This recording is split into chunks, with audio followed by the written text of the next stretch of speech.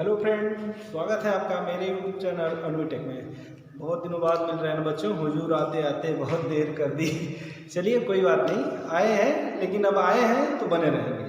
ये आपसे प्रॉमिस है मेरा कि अब से आए हैं तो हम आपसे बने रहेंगे और हम लोग अपना जो तैयारी है या जो पढ़ाई है उसको आगे करते हैं। जो भी बच्चा एडमिशन ले चुके हैं पॉलिटेक्निक में या कर रहे हैं या फिर जो बच्चे तैयारी कर रहे हैं और आने वाले NTPC या ग्रुप डी एग्जाम की तैयारी भी कर रहे हैं, उनके लिए भी ये वीडियो काफ़ी लाभदायक होगी। ठीक है, तो चलिए बच्चों, आज हम लोग शुरू करते हैं अपना बिना टाइम वेस्ट किए फिजिक्स में कौन सा फिजिक्स? जनरल फिजिक्स ही नहीं है बच्चा, सामान्य विज्ञान ही केवल नहीं है, सामान्य भौतिकी ही केवल नहीं है। इसमें हम लोग पूरा डीप में स्टडी करते हुए चलेंगे, कोई घबराना नहीं है। NTPC की तैयारी आप लोग करते रहिए। पढ़ा दिया है, जो बच्चे कोचिंग कर रहे होंगे उनमें बहुत सी कोचिंगों में क्लास खत्म भी कर दिया गया होगा और जो बच्चे किए होंगे तैयारी कर रहे थे वो भी खत्म कर चुके होंगे। अब बस जो भी चैप्टर है मैं पढ़ाता जा रहा हूँ, जो इंपॉर्टेंट क्वेश्चन होगा मैं उसको आगे टिक करूँगा और आप पढ़ते चलिए। ठीक है बच्चों, चलिए अब हम लोग पढ़ते हैं सामान्य भौतिकी या जनरल फिजिक्स। अगर जो बच्चे पॉलिटेक्निक करते हैं उनके लिए क्या होता है? अप्लाइड फिजिक्स, अनुप्रयुक्त भौतिकी होता है। ठीक है बच्चों, तो इतना हम लोग क्या करते हैं, शुरू करते हैं। और पहला चैप्टर है आपका यूनिट एंड डायमेंशन, मात्रक और बीमा। हम लोग काफ़ी तेज पढ़ेंगे बच्चों, तेज नहीं पढ़ेंगे तो खत्म नहीं हो पाएगा। तो आज हम लोग जान लेते हैं कि मात्रक और बीमा क्या होता है। तो देखिए बच्चों, मैंने सारी चीज़ें जो है यहाँ पर आपको लिख रखी है। हर बार की तरह मैं बता रहा हूँ कि आपको लिखने से फायदा ये होगा कि आप इसका स्क्रीनशॉट लेकर अपना नोट्स अच्छे से बना सकेंगे। देखिए बच्चों, तो देखिए मैंने लिख रखा है क्या मात्रक क्या होता है। किसी भौतिक राशि का मात्रक वह मानक है, वह स्टैंडर्ड है जिसकी सहायता से उस राशि को क्या किया जाता है? मापा जाता है।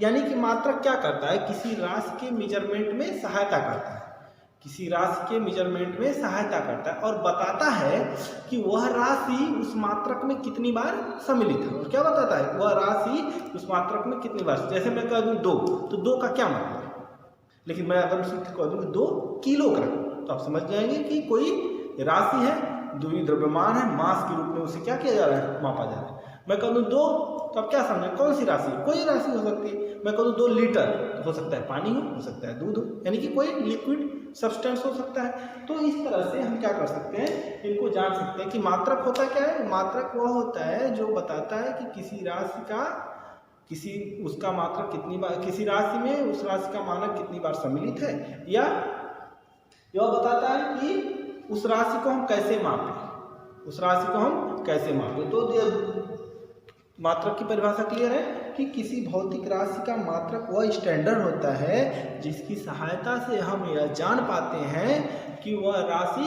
कौन सी है, वह राशि कौन सी है। द्रव्यमान है कि घनत्व है कि धारा है कि क्या है, कोई भी राशि है, उसको कैसे जानना है, उसको बताने के लिए हम किसका प्रयोग करते हैं? मात्रक का। तो बच्चों समझ गए ना कि मात्रक क्या है। अब देखिए बच्चा, इसमें एक टर्म आया क्या? भौतिक राशि। कौन सा टर्म आया? भौतिक राशि। तो भौतिक राशि क्या होती है भाई? तो जो भी भौतिक वस्तुएं होती हैं उनकी कुछ क्या होती है? क्वांटिटी होती है। क्या होती है?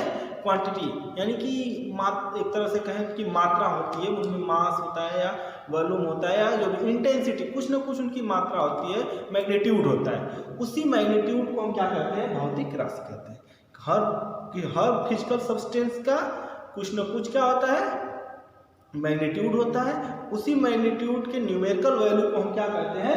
राशि कहते हैं या भौतिक राशि कहते हैं। ठीक है, अब देखिए बच्चों, भौतिक राशियां बहुत सारी होती हैं। तो कुछ भौतिक राशियां क्या होती हैं? मूल भौतिक राशियां होती हैं, कुछ व्युत्पन्न होती हैं। ठीक है, तो जो मूल भौतिक राशियां होती हैं उनकी संख्या होती है कितनी? 7। मूल भौतिक राशियों की संख्या कितनी होती है? 7 होती है। तो आपके एग्जाम में हो सकता है पूछ ले जो के बच्चे की मूल भौतिक राशियों की संख्या कितनी है, तो 7 है। हालांकि ऐसे क्वेश्चन पूछते नहीं। ठीक है, बहुत ईजी क्वेश्चन है, कोई हर किसी को पता है। तो मूल भौतिक राशियों की संख्या कितनी होती है? 7 होती है। इसके बाद बच्चों जो मात्रक हो गया ना, अब इसके बाद चलते हैं हम लोग कितने मात्रकों के प्रकार पर, कि मात्रक हमारे कितने प्रकार के होते हैं।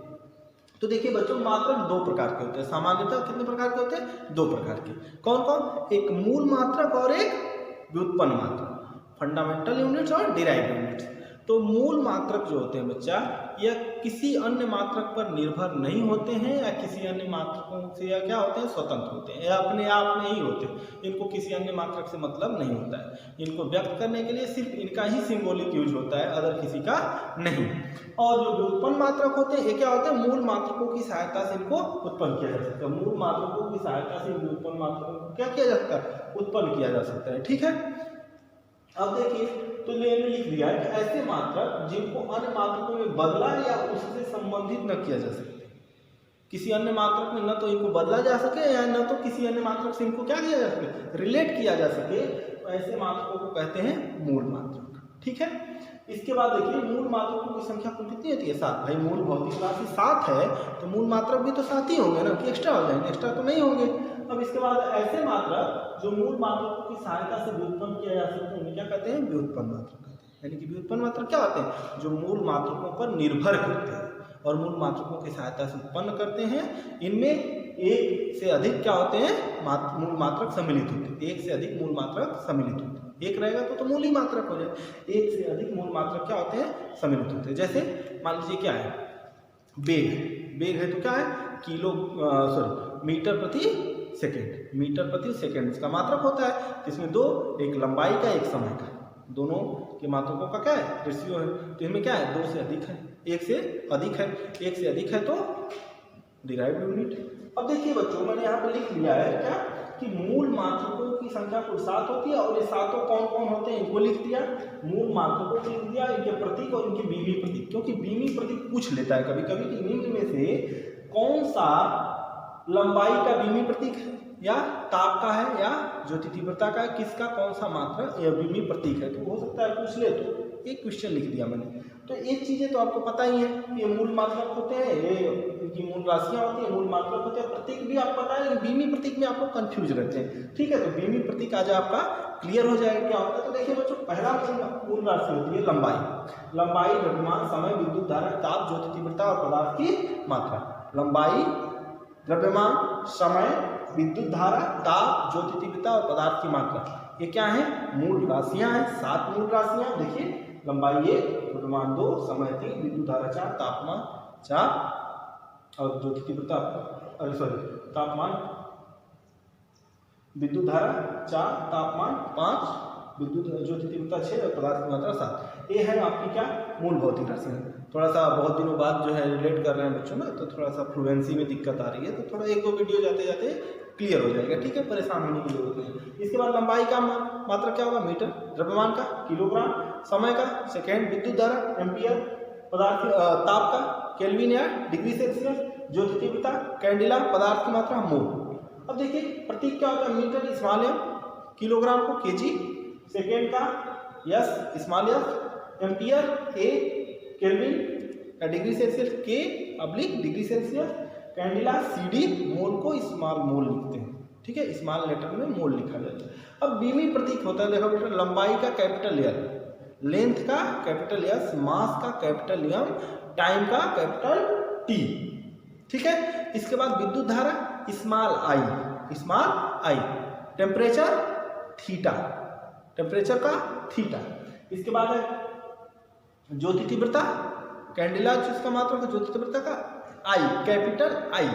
इसके बाद पदार्थ की मात्रा को, मोल को किससे डिनोट करते हैं, यन से, स्मॉल यन से। तो ये आपके बात के सामने आ गया बच्चों। इतना नोट्स